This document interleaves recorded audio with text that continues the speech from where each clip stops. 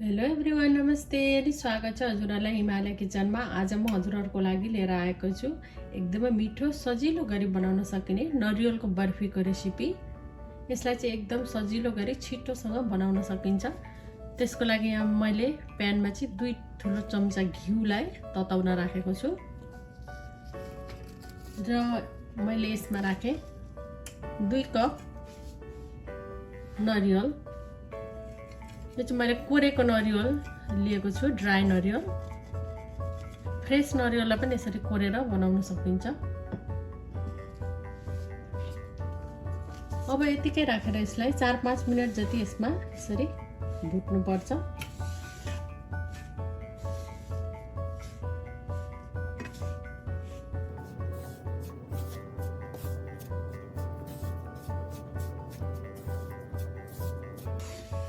पाँच मिनट जति यसलाई भुटेपछि अब म यसमा राख्दैछु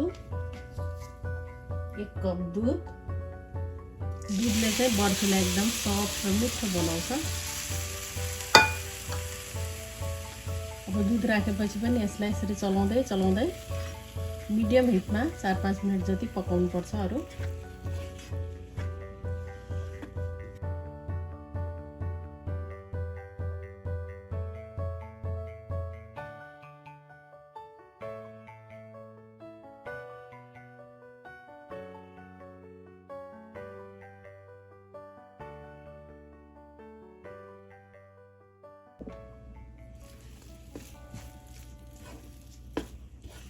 ल अब यति बेला भएपछि म यहाँ राख्दैछु आधा कप चिनी।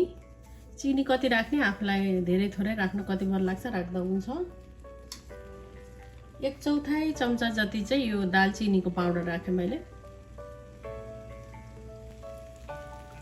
र मैले राखेँ आधा कप जति यो कन्डेन्स मिल्क। एकदम मिठो टेस्ट दिन्छ यसले बर्फीलाई।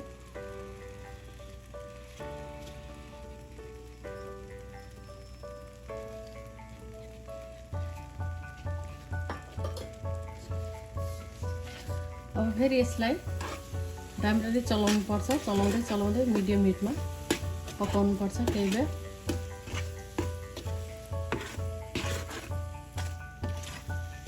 अब यसलाई चाहिँ कन्टिन्यू चलाइराख्नु पर्छ। चलाउन नछोडिकन यसलाई पकाइरहनु पर्छ।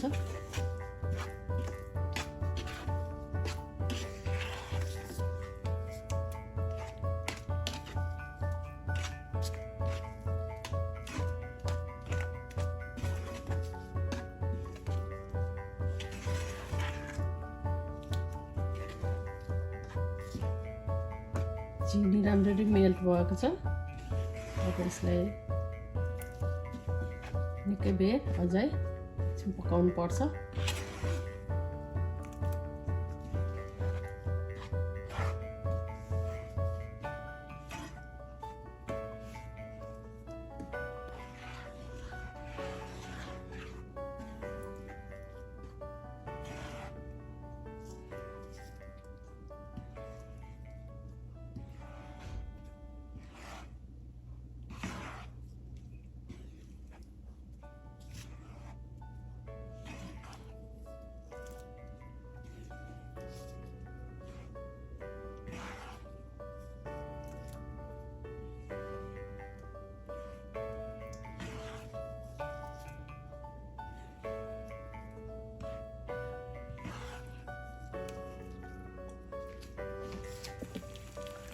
र यसलाई चलाउँदै निकै बेर पकाएपछि यतिको बाक्लो भएको छ। अब चाहिँ यो पाकिसकेको छ।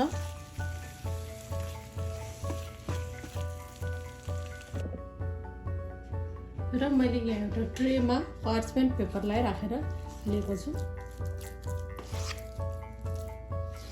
र मैले बनाएको यो सबै चिजलाई यहाँ राख्छु।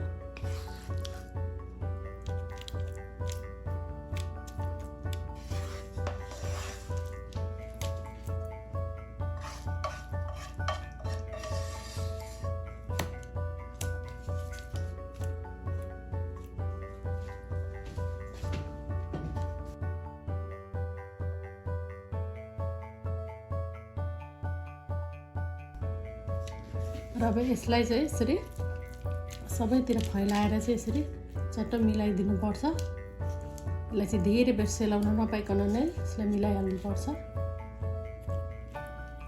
अब यसलाई सबैतिर म यसरी मिलाइदिन्छु।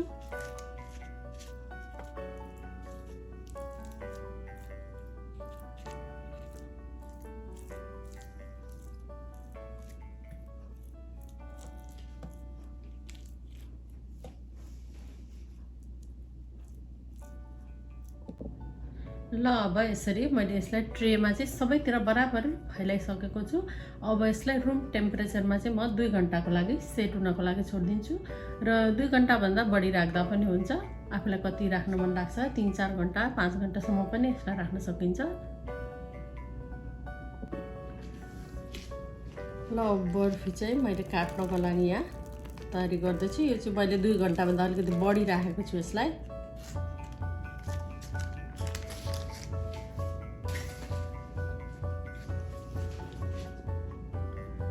यसलाई आफूलाई कस्तो सेपमा मनपर्छ त्यस्तै सेपमा काटेर लिँदा हुन्छ।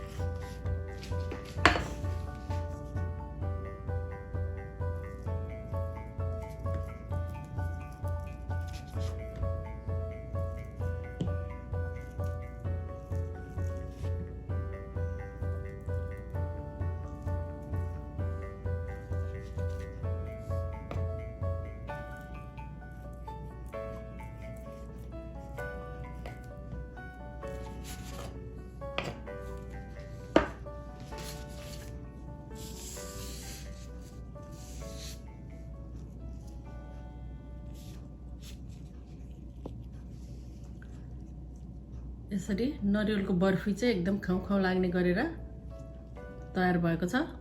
हजुरहरू पनि यसै गरी नरिवलको बर्फी बनाएर खानलाई सजिलैसँग बन्छ। ट्राई गर्नु होला अवश्य पनि।